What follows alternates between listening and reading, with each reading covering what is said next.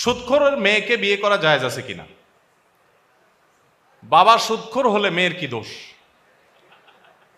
সুদখোরের মেয়ে তো অনেক ভালো, তার চাইতে আরো খারাপ এক্সাম্পল হলো কাফেরের মেয়ে। কাফেরের মেয়ে যদি মুসলিম হয় বিয়ে করা যাবে? যাবে না? যাবে।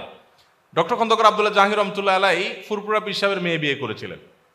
তো যারা পীর মুরিদি দেখতে পারেন না বা আপনার পীর সাহেবের মেয়ে বিয়ে করার পরে যাদের অনেক বেশি ঘোরতর আপত্তি ছিল, এরকম কেউ একজন প্রশ্ন করেছে ওনাকে। আমার কাছে উনি নিজে সরাসরি একবার বলেছেন, বললেন যে স্যার আপনি এত ভালো ভালো কথা বলেন, কোরআন হাদিসের কথা বলেন, আপনি এটা পীরের মেয়ে বিয়ে করলেন কেমনে?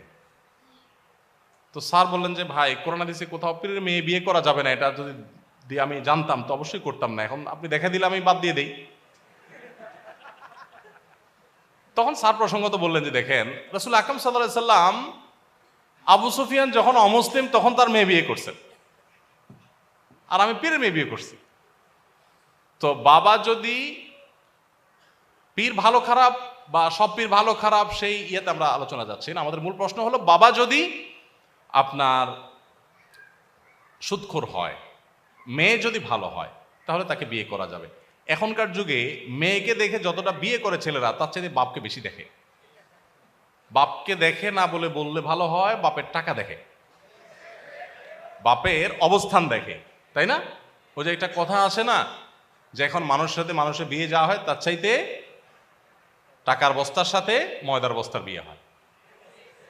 এক পক্ষ খোঁজে ময়দার বস্তা, আরেক পক্ষ খোঁজে টাকার বস্তা। এক পক্ষ খোঁজে রূপ লাবণ্য, আরেক পক্ষ খোঁজে শুধু টাকা পয়সা। নবী সাল্লাল্লাহু আলাইহি সাল্লাম বিয়ে কি দেখে করার জন্য বলেছেন? ফাজফার বিজাতিদ দ্বীন, তুমি যে মেয়েটাকে বিয়ে করবা ওর ধার্মিকতা দেখো, ওর বাপ কি করছে এটা তো তোমার বিষয় না, বিষয় হলো এই মেয়েটা কেমন। এখন আমাদের অনেকেরই চিন্তা হলো যে দুধ মেয়ে যাতা হোক, বাপের টাকা চাই, ছেলে যাতা হোক, সরকারি চাকরি চাই।